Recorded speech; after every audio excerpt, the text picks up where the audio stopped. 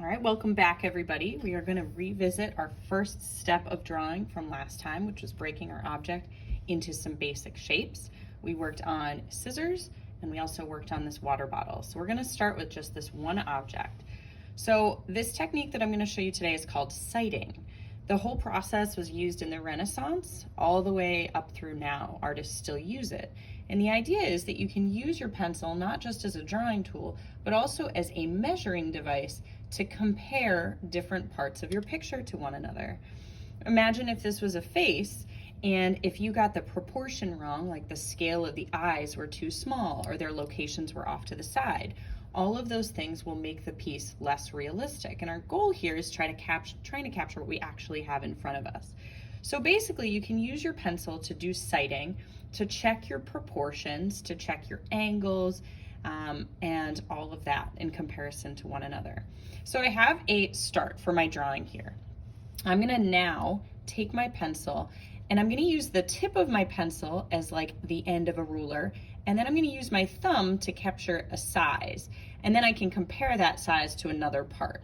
So let's start with the base, this rectangular part right here. Okay, so I'm gonna hold my pencil up. I'm outstretching my arm as far as I can.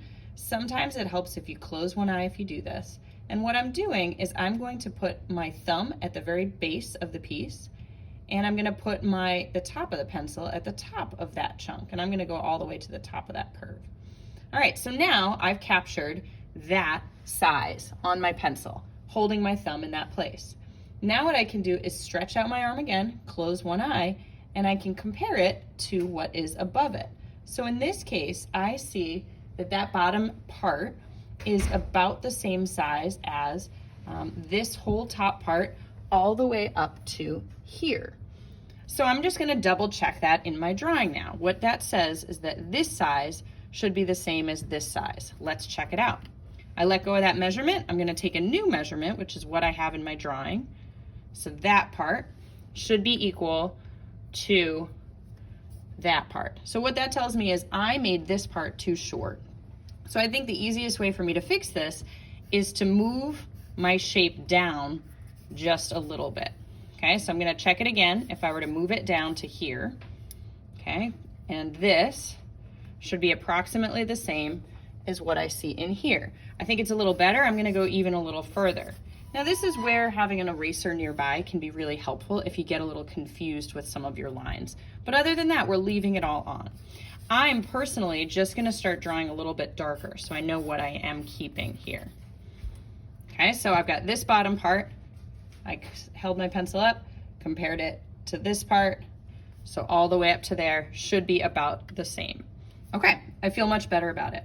You can also use this from side to side. So once again, I'm outstretching my arm, closing one eye, taking my pencil, capturing the measurement of the width, and then if I go up to like this blue part, I can double check if it's the same, bigger or smaller. In this case, I would say this piece is about double the length of this piece, and I can tell that because of the measurement that I just captured.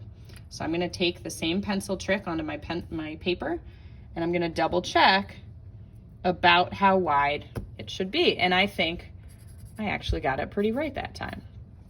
Okay, so not only can I use it to double check and compare proportions of the object, I can also use it to capture angles. So for instance, my pencil, if you imagine it as a ticking hand on a clock, I can capture an angle and check it on my paper as long as you're sitting right in front of your piece. So I'm gonna check this angle. So I'm holding my pencil out, okay? I'm setting it on that angle approximately, and then I can come down to my paper and see, in this case, I think the angle needs to be a little bit sharper. Okay, so I can go back once again, hold it on that paper, and double check. Even still, I think it might be a little bit sharper, and of course we have that little bit of a curve. So I can use that in a lot of places. I could do it also on the edge of this cone part right here, double checking my curve.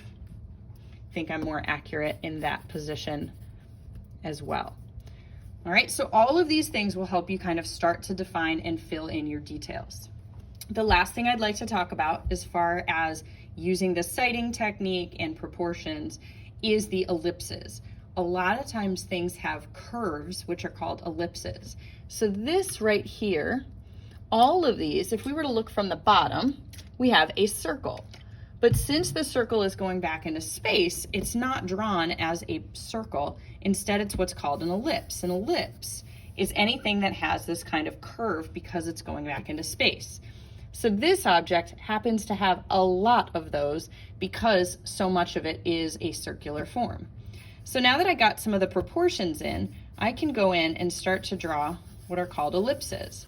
The easiest way to get an accurate ellipse is to take your time and kind of draw over it a bunch of times until you find the lines you like, and then you can go and erase the other ones.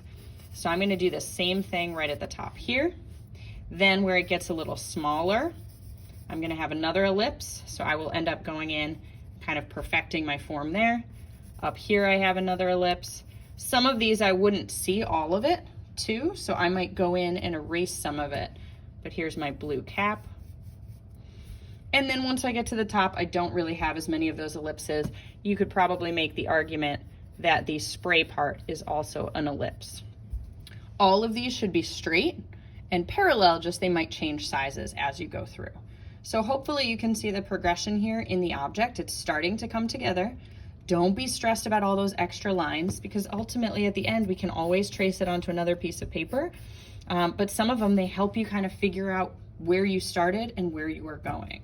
So I definitely still have a little more work to do to start kind of defining this object, but hopefully you get that idea with sighting and how you can utilize it when you're sketching.